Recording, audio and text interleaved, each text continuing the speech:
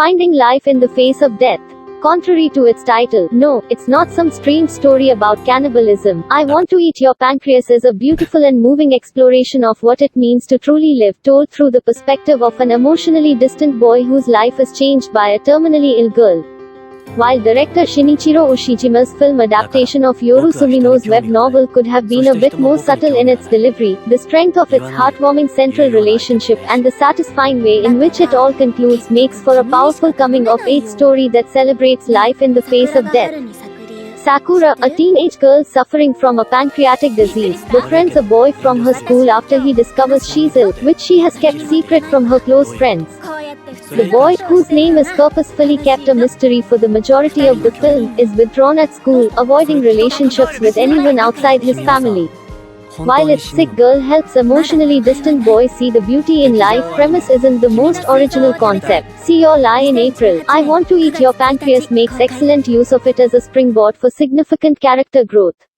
Additionally, the lifeless personality of the male lead serves as a fantastic foil to Sakura, who, despite her circumstances, is full of life.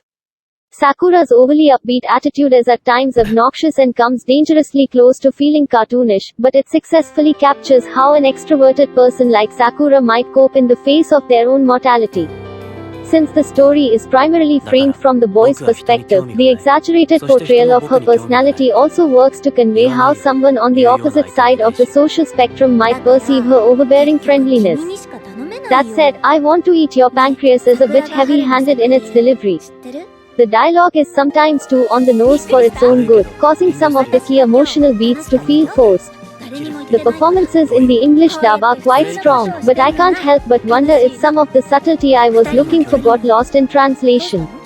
While the music generally fits the story quite well, the selection that accompanies the narrative's most shocking moment is too melodramatic, with dissonant piano tones better suited to a horror film.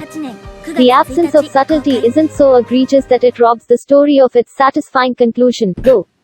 While the way in which it all ends isn't too difficult to predict, it packs an emotional punch, and the catalyst that propels the narrative to that conclusion took me by surprise and reinforces the central message in a way I wasn't expecting. I Want to Eat Your Pancreas was produced by Studio VOLN, a fairly new animation studio whose small body of work is primarily composed of co-productions. This is its first solo effort, and the animation is serviceable, but it lacks the high fidelity one expects from a feature-length production. A handful of CG elements like a 3D car moving across a 2D backdrop are noticeable, but not jarring to the point of distraction. There are, however, a couple instances where the camera pans over an assortment of still images, which felt more like a cost-saving decision than an artistic one. The gorgeous art direction, though, makes it easy to overlook such animation shortcomings. The backgrounds are rich with detail and vibrant colors, adding texture to the world and elevating the emotional beats of the present moment.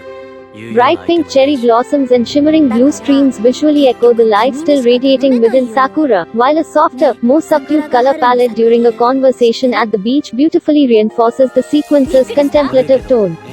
The character designs are gorgeous and delicate, with a simple, yet distinct look that pops but marries nicely with the background. I Want to Eat Your Pancreas tells a touching coming-of-age story that celebrates life in the face of death, though a more subtle delivery would have made it a stronger film.